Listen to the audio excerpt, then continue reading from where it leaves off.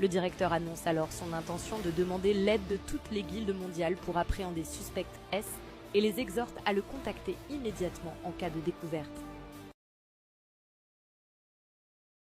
Lors de la conférence, un participant demande s'il existe une preuve que le suspect S n'est pas humain. David répond que son émission de mana correspond totalement à celle d'un monstre. Un autre participant demande si le chasseur décrit est réel et David confirme.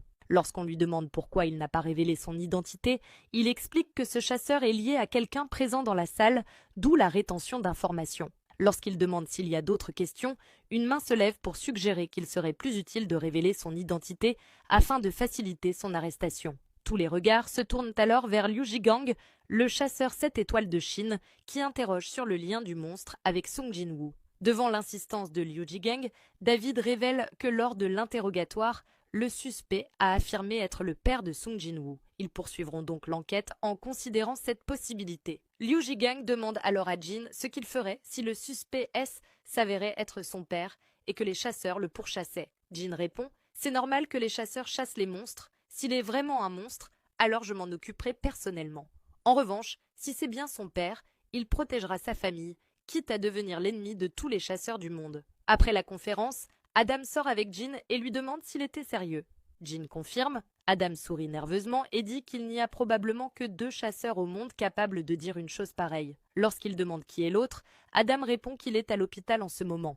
Il annonce ensuite qu'il y aura un banquet et invite Jin s'il n'est pas trop occupé. Alors qu'ils discutent, Liu Jigang les approche de l'autre côté de la salle. Parlant en chinois, Jin demande ce qu'il dit. L'agent traduit que Liu a capturé un monstre géant que Jin avait laissé s'échapper au large des côtes chinoises. Surpris, Jin demande qu'il parle aussi chinois. Adam répond qu'il est après tout responsable de la branche asiatique.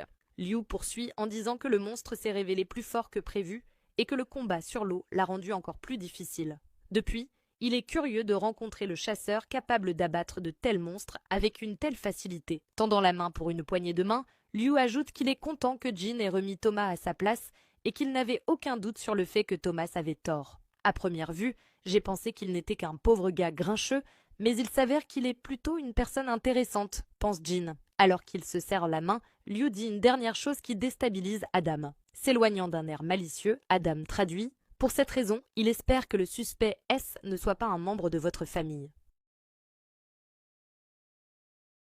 Alors que Liu Jigang quitte la pièce, Adam traduit que Liu n'avait aucune intention de combattre Jin et il pense qu'il n'avait aucune mauvaise intention. Juste à ce moment-là, David Brennan s'approche et demande à Jin s'il peut lui parler. Acceptant, Jin s'assoit en face de Norma Sellner. Se demandant ce qu'elle veut, Jin admet qu'il ne s'attendait pas à la revoir